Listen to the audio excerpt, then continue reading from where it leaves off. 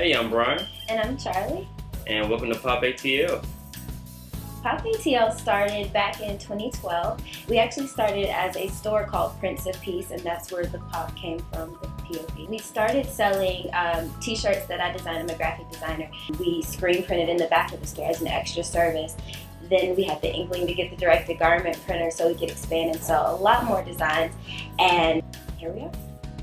We decided to choose the mPower because we had an experience with another manufacturer who was looking at another printer. We went to a training over there, was a little shaky about it, and then we ended up going out to the training out in AnaJet before we actually bought the printer. Enjoyed the training. It was totally night and day. It was so valuable. Took a lot of information back home and was able to use it to help jumpstart our experience with our new toy, so to say. It was necessary because when we actually first got the printer, I was afraid to unbox it, like completely afraid to unbox it. And I said, no, we're not touching it until we go to the training. And I'm glad we did, because we learned just little things about like how to unlock the maintenance station when you first get it to not completely break the printer. And so things like that were completely necessary. And we also want to say that during that experience, Brett Callahan saved us because we were literally about to purchase from the other manufacturer. We left the training. Their training was in Florida, and we were driving back from Florida, and we just felt so uneasy. And I'd actually spoken to Brett before we went with this other company, and I called him back. I'm like, is it too late? Can we still get a printer? He was like, oh, you can definitely still get a printer. And so within a week, we had purchased the mPower, and a few weeks later, we were on our way to California for the training. That was back September 2013. Yeah, that was back in September 2013, and honestly, we got our ROI back in less than 90 days. With our e-commerce business model, within about a month or so, we definitely have achieved ROI.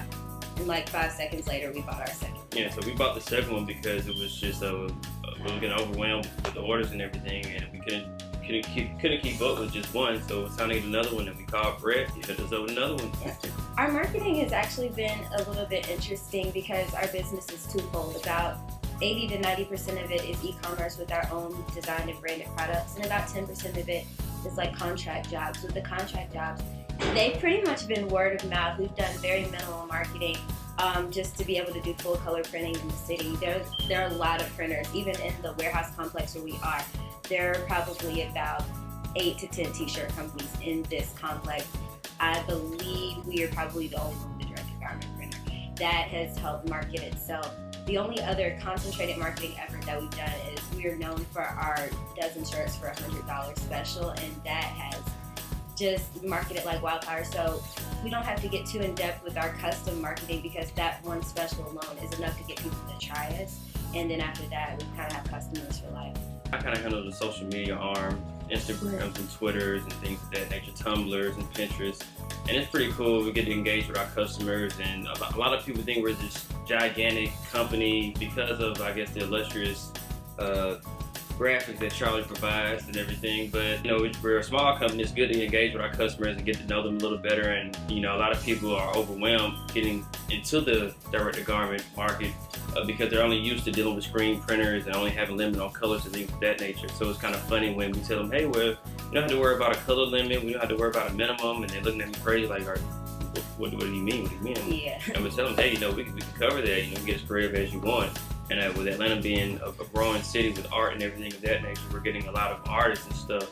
Being in Atlanta, it has afforded us the opportunity to have a very wide-ranging clientele from our contract printing perspective.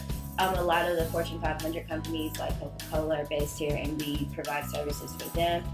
There are a lot of musical artists, actors, a lot of famous people that we've had the pleasure to do business with.